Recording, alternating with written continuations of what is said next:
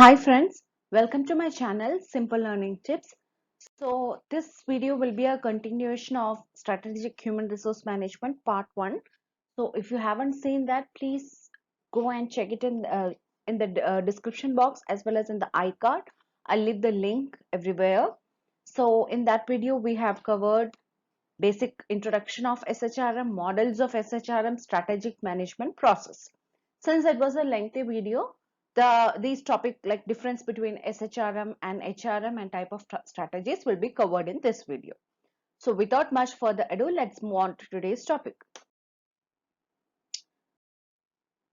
Difference between HRM and strategic human resource management. Now here, human resource management, this means that the kind of traditional HRM that are followed in the companies. That certain companies, some companies, they do follow traditional HRM. Now, how we can differentiate this are based on these factors. Okay, so responsible. Now, in our traditional human resource management, there will be a human resource department and the staff or the employees in that department will take care of the HR related activities. That is traditional view of human resource management. Now in strategic human resource management, all the managers who are responsible for people, they will be in production department, marketing department, so in whatever department they are, whoever is responsible for managing people, they are considered as HR managers. Okay, so it is like kind of divided and the responsibility is given to each and every managers who are handling employees. Now activities, how these traditional and SHRM, they focus on activities. Now in traditional HRM, focus is given more on employer relations, like how to motivate employees and how to boost their productivity, and they follow the labor laws and procedures, and mostly they have to make compliance with that. Okay, so that is what they focus more on. But in strategic HRM, of course, they focus on laws and labor laws and everything. But along with that, they handle not only the internal employees, but also the external factors like your customers, your stakeholders. Okay, they maintain a good relationship with all of these external factors along with the internal factors that is your employees. Okay, so that is what the activities that strategic HRM focuses on. Now, HR role. In traditional HRM, which is more kind of reactive, but in strategic HRM, they are more proactive people. Change initiatives in a traditional HRM, change will be very slow. Okay, it will be like a fraction of change. But SHRM is more flexible, it is very fast, and there will be a lot of systematic change in the organization. Now, time limit, if you see, most of this traditional HRM, like if they're framing a policy, if they're framing some kind of procedure and all that, there will be a time limit. Mostly it will be it will be reviewed on annual basis or 5 year like that. So it will be mostly, we can say it is less than 5 years. So mostly we can say in traditional HRM time limit is shorter. But in SHRM, based on the requirement, okay, it is not that every year they have to do it or every 5 years, 10 years like that. So based on the requirement, the time limit will be short, it can be long, or it can even be medium. Okay, next one is control. Now control, here it means that in traditional HRM they follow mostly bureaucratic control. That is, all the rules, procedures, policies, everything will be laid out, and employees are required to abide these rules, procedures, and policy. They are expected to follow these. Not expected, they have to follow these rules, policies, and procedures. That is what traditional HRM does. Now, in SHRM, there will be less restrictions on employees, and also more flexibility will be there, and like they'll be given more opportunities even to sometimes to even make mistakes, because SHRM companies, they believe that they mostly believe that while making mistakes only, employees should learn from that and try to avoid it in future. Okay, so that is what the kind of control that you will have in SHRM. Next one, how they design their job. In traditional HRM, they focus on, all the Henry Fayol principles, or this scientific management, Taylor's principle, scientific management. So they mostly the job will be designed in that manner, like scientific management. They'll be following that. Like there will be a division of work, and specialized task will be there. Decentralization, centralization. So these kinds of things they will be following in traditional HRM. But in SHRM, job designs will be more broad, and they will be kind of flexible, and there will be focus will be given more on teamwork, group work, and a lot of cross-functional training will also be given. Next one, investment. Now here, in traditional HRM, they try to invest the best kind of best technology. Okay, they give more importance to capital, and they give more importance to products, finance, like that. Okay, so investment will be focusing more on that. But in an SHRM based company, in strategic HRM, people, their skills, their capabilities will be given more importance. Okay, they are treated as kind of investment. Now, accountability in traditional HRM, it is mostly cost oriented, whereas in SHRM, it is mostly investment oriented.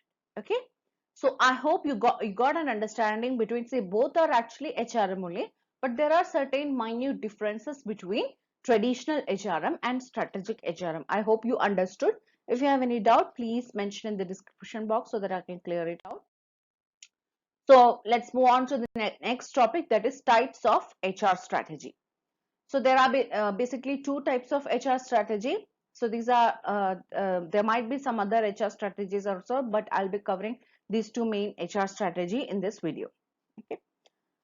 Now, first one, overarching HR strategy. Overarching HR strategy means it is kind of a generic HR strategy.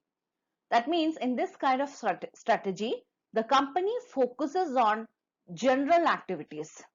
Okay, like how the employees should be managed, how they should be developed, what kind of trainings should be given to them, and what are the various HRM related activities or actions that can be taken to attract the best talents and to retain them in the organization. So it is more like generic kind of thing. Okay, they are not basically, we can say that in overarching HR strategy, they are focusing on the overall effectiveness of an organization.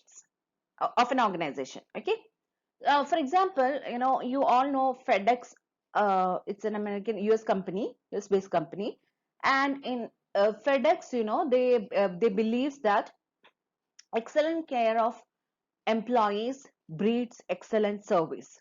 Okay, so because their job is to their work is related to delivery of services, and it is more interactive with the customers, they believe that if you take care of your employees well, and if you bring a good balance in their life, in their work, then that will lead to excellent service. So that is kind of a generic approach, right?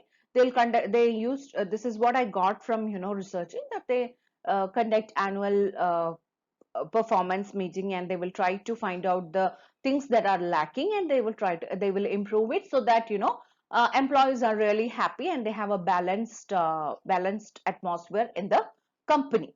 So that is kind of a generic HR strategy. Now, specific HR strategy, see, like the term says, it concentrates on specific areas in a company, like talent management. That is, you have to bring out the best talents of the existing employees, and also resourcing, while recruiting, while hiring, you have to hire the best talent. So you have to bring out the best talent in the existing, as well as you have to hire the best talents from the market. Now, this does not mean that you have to hire only the people with highest qualification, but it also means you have to identify the hidden talents of the people that you are hiring. Okay, so that is how specific these strategies will be, HR strategies will be. So basically, this overall thing is known as talent management. That is another topic which we'll be covering soon. Next one is cost improvement, continuous improvement. Now, continuous improvement in specific HR strategy, like, they will be innovating the organization, they will try to bring innovative ideas, and they will give, more challenging ideas to the employees, so that, they also feel challenged and they also feel it's not monotonous. Okay. And in another specific areas that companies will be concentrating is knowledge management. That is, they will try to give training to the employees continuously. It will be a continuous learning process, so that they can improve their skills and capabilities, and they can apply it to their daily working. Now, next, rewards. They try to find the best reward policy, not only financial but non-financial reward methods by which the employees will feel motivated, and how it can, how it can be linked to organizational objectives. So they find, they'll do a lot of research in that. They will do the work, all the work, so that the best performance reward system can be brought in the company. Also, they will focus, another key specific area that they will focus is maintaining good, employee relations by giving them, lot of, see, not for every employee, like I always mentioned in my previous video, that motivation, definitely money is one of the biggest factor, but along with that, certain other, other values and other belief are also motivating factors, like intrinsic factor. You should get a kind of job satisfaction, right? When you're working, it's not only about the money. So in this kind of, where they follow specific HR strategy, they focus on this area also, like how to have a good friendly atmosphere, where there are less office politics. You cannot avoid office politics, but there should be less. How to bring a good organization culture. So all these things they will be focusing. And the best example that I can give is, obviously everyone will be knowing Google, because research says that, Google employees, Google HR policies are the best, and they are the most productive employees. And even one interview that was published in 2015 or 17, one of the executive of Google says that, like I said, rewards, not only financial but non-financial.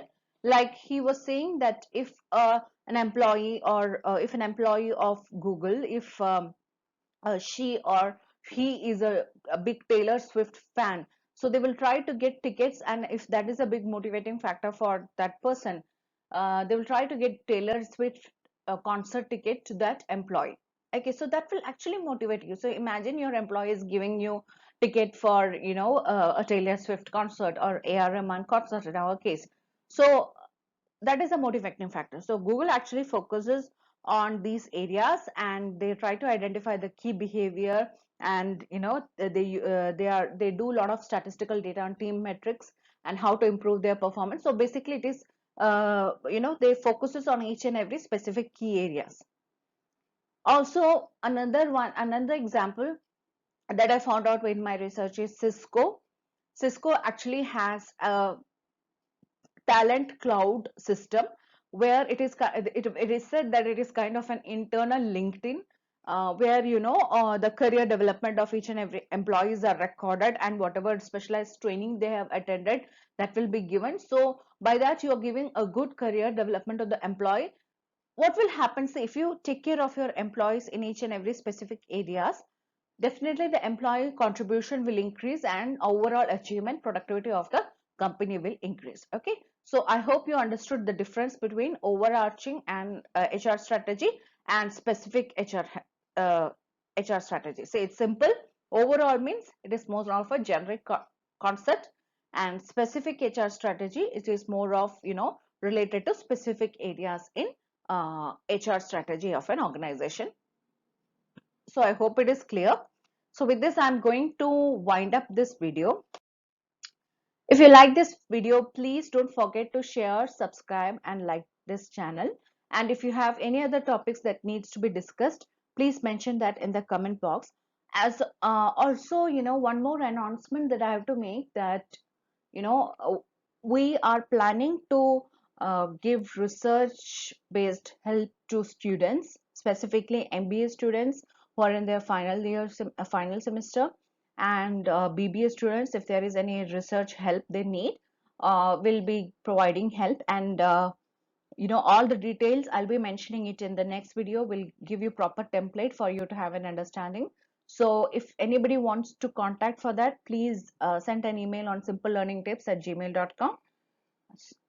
Thank you for watching this video. Thank you.